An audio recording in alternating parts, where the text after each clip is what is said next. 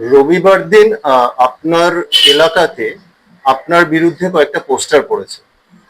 পোস্টারে কি লেখা আছে সেটা তো মানুষ দেখেছে। আপনি এই যে পোস্টারটা পড়েছে, আপনার কি প্রতিক্রিয়া সেটা আপনি বলুন।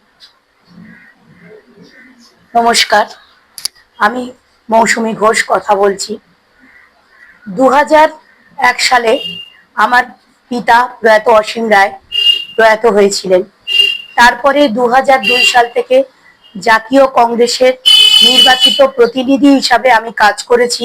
2013 সালে আমি জাতীয় কংগ্রেসের নির্বাচিত প্রতিনিধি হয়ে তারপর আমি তৃণমূল কংগ্রেসে যোগদান করেছি। মমতা ব্যানার্জির আদর্শে অনুপ্রাণিত হয়ে শুধুমাত্র মানুষের জন্য কাজ করার তাগিদে, মানুষের পাশে থেকে মানুষকে পরিষেবা দেওয়ার জন্যই আমি সেইভাবে কাজ করে চলেছি। কিন্তু হঠাৎ দেখা গেল এইখানে এই সরকার বদল হওয়ার পর একটা পোস্টার ফেলেছে আমার নামে। সেই দিনের কয়েক ঘন্টা পরে আর সেই পোস্টারগুলো আর দেখা যায়নি।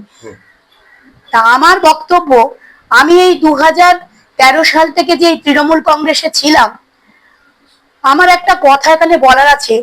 আজকে এই যে পোস্টারটা ফেললো কে বা কারা, তার আমি পুরোপুরি তদন্ত চাই।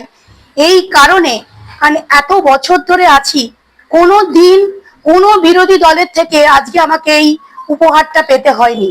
2013 সালে যখন আমি তৃণমূল কংগ্রেসে যোগদান করি, এই দলেরই কিছু একাংশ মুষ্টিমেয় কিছু মানুষ যারা কিন্তু সব সময় আমাকে হ্যারাস করার চেষ্টা চালিয়ে এসেছে, আমার বিরুদ্ধে সব সময় তারা সরব থাকতো।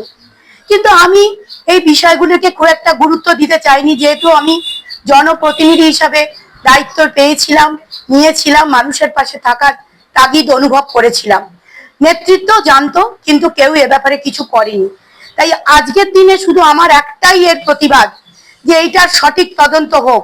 আমি এলাকার মানুষের জন্য কি করেছি না করেছি সেটা এলাকার মানুষ বলবে।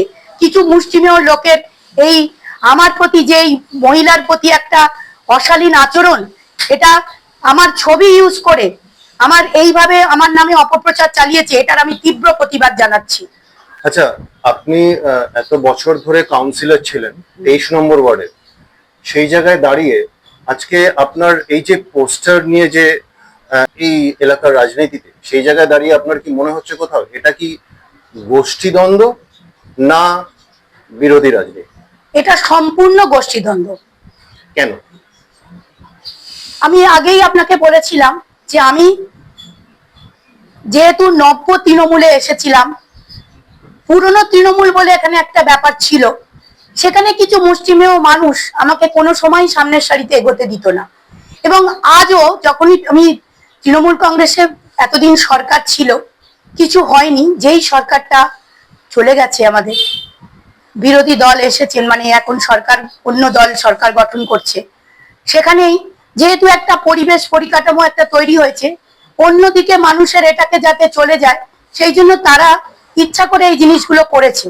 কিন্তু আমি মনে করি আমার বিরোধী দলের সম্বন্ধে কোনো আমার বক্তব্য নেই, কোনো বিরোধী দল এই কাজ করেনি। আমার এই দলের গোষ্ঠীদ্বন্দ্বই আমি শিকার হয়েছি। এর বিরুদ্ধে আপনি কি পদক্ষেপ নিতে চলেছেন? আমি পদক্ষেপ নিয়ে আমি প্রশাসনের সঙ্গে যোগাযোগ করেছি যে সম্পূর্ণভাবে তদন্ত হোক, সঠিকভাবে তদন্ত হোক। আমার একটা পার্সোনাল ছবি ইউজ করে এইভাবে একটা অপপ্রচার চালাবে, তার আমি তীব্র প্রতিবাদ জানাচ্ছি। আপনার তরফ থেকে প্রশাসনকে জানানো হয়েছে, প্রশাসন আপনাকে কি আশ্বাস দিয়েছে? প্রশাসন আমাকে বলেছে যে আমরা তদন্ত করছি, দেখছি আমরা কতদূর কি করতে পারি। আমার আস্থা আছে হয়তো প্রশাসন এ ব্যাপারে তদন্ত করে কিছু একটা ব্যবস্থা নেবে। নভেম্বরের শেষে বড় কর্পোরেশন ইলেকশন আছে, আপনার কি মনে হয় ইলেকশনের আগে বড়সড় একটা অভিযান? একদম, দলের কিছু মানুষ চাইছে যাতে আমি আর কি এইসব করার ফলে, আমার নামে কালিমালিপ্ত করার পরে আমি যাতে কিছুটা পিছিয়ে যাই, কিন্তু আমি পিছিয়ে যাওয়ার মানুষ নই। আপনি আপনি কি জানিয়েছেন এটা? হ্যাঁ, আমি উপরতলায় জানিয়েছি এবং আমার দলীয় নেতৃত্বকে জানিয়েছি, তারা সেরকম আশানুরূপ কিছু দেখাতে পারেননি।